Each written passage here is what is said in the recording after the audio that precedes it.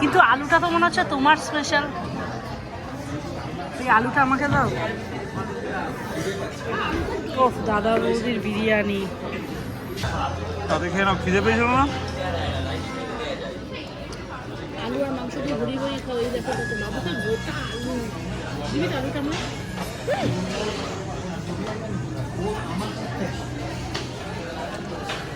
কিরকম খেলে? এর খাওয়া এখনো অ্যাজ ইউজুয়াল খেতে পারেনি। আর আমাকে আমার কিন্তু প্লেটে এইটুকু বেঁচে আছে।